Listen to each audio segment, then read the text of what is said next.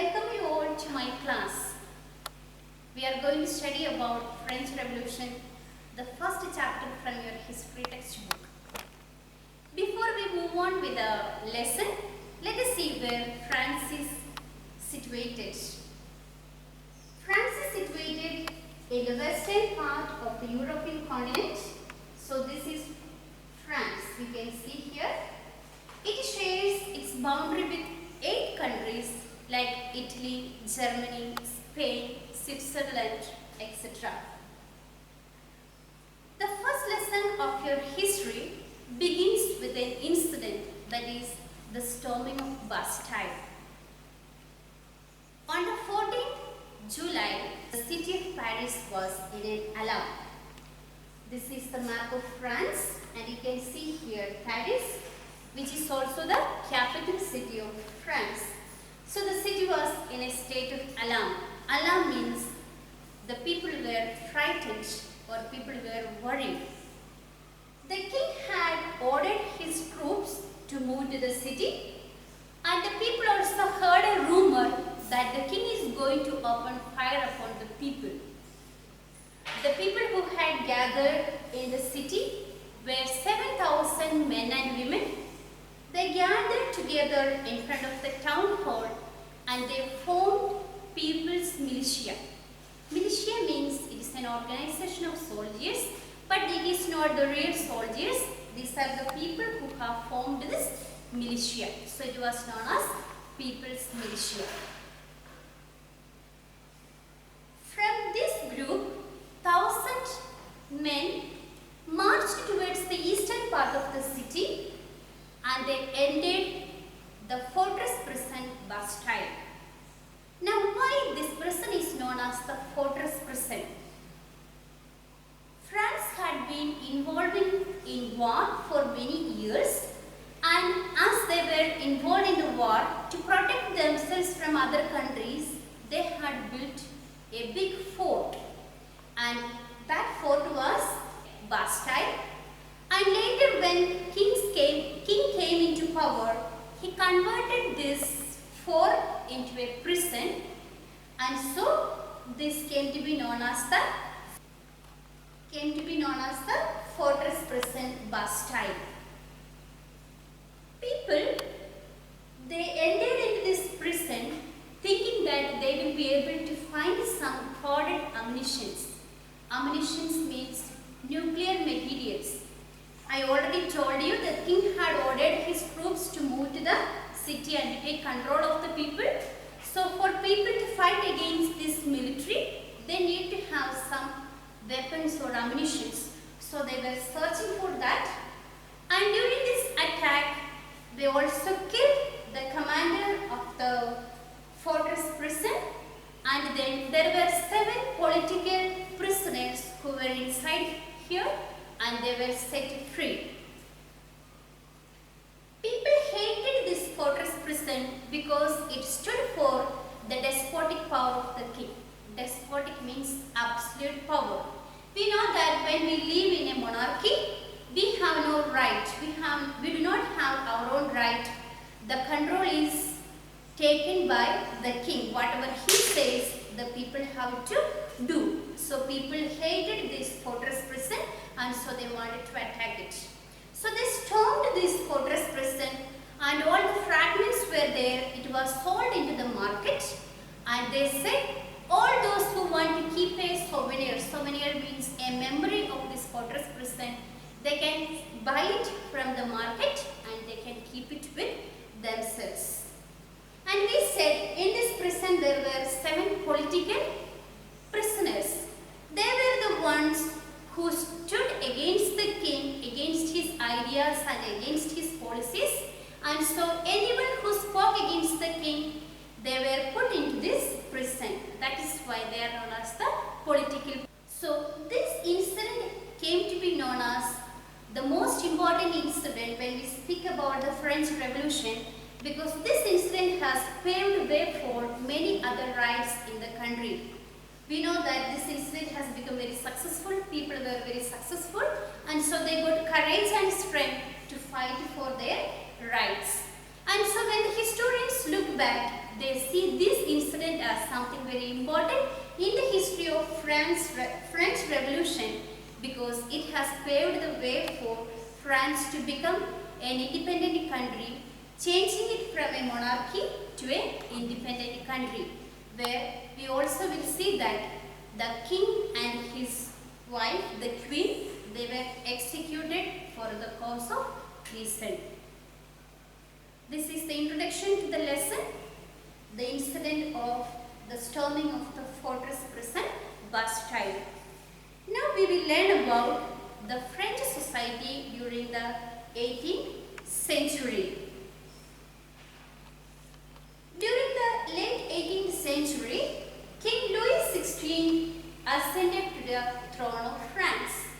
He was just 20 years old, and when he became the king, he also married the Austrian princess, and her name is Marie Antoinette. He was the king of France, but why did he marry an Austrian princess? It is because he wanted to keep good relationship with Austria. That was the reason. But upon his accession to the throne, he found the treasury of France empty. I told you they had made a fort style, and so that means the France was involving in war continuously, and so that means France was all the time involved in war, and so fighting war many times they had to spend a lot of money, and so the treasury was found empty. Secondly, they had an extravagant court at the Palace of Versailles. In order to maintain this court, they needed to have a lot of money. So much of money was used for the maintenance of the court at the Palace of Versailles. And under Louis XVI, he also helped the 13 American colonies to become independent from the common enemy of Britain. You know that the British had come to India and they had established their colonies. Just like that, the British was moving to different parts of the world and they were establishing their own colonies. So in America, they had 13 colonies, and France helped America to fight against their common enemy Britain. And in this help, France had to lose a lot of money. That means already they had 1 billion livres of debt. With the participation in this war, it added more than 1 billion livres of debt. That means now they had 2 billion livres of debt. In the year 1794, the currency of France was livres, but now we know the currency of France is pound. And as they had no money, the state had to lend money from the lenders. And then these lenders took advantage of the situation and they increased the interest, and so the interest was raised up to 10%. Now, the state had no other way than using its resources only for the payment of interest. Besides that, the France also had other expenses like maintaining its army, court officials, lawyers, administrative officers, professionals in the universities, and for all these reasons the state needed a lot of money. The only way that they found to collect money was to collect taxes from the people, to increase the taxes from the people. Now, the society of France was divided into 3 estates. The first estate called the clergy, the second estate called the nobility, the third estate called the ordinary people. So this was the 3 estates into which the French society was divided. And so only the third estate people had to pay taxes to the government. The first estate and second estate, they did not have to pay taxes to the government. So here the nobility enjoyed feudal privileges. Feudal privileges means just like in India there we had the landlords who used to distribute land to the peasants who did not have land, and these peasants, they had to work over the land, and whatever profit they get, most of it had to be given back to the landlords. In the third estate we can see the big businessmen, merchants, court officials, lawyers, peasants, artisans, small peasants, landless laborers, servants. So these were the members of the third estate. But tax had to be paid only by the third estate people. First estate and second estate enjoyed privileges by birth. That means they did not have to pay taxes to the state. The both estate, first estate and second estate, were exempted from paying taxes to the state. And the clergy extracted taxes from the people, which is known as tithes, or the church collected taxes from the people, and that was known as tithes. And the nobility collected taxes from the people, and that is known as tithe. So the tithe is the direct tax. Beside this direct tax, they also collected indirect taxes on the goods which were consumed every day, like salt and tobacco.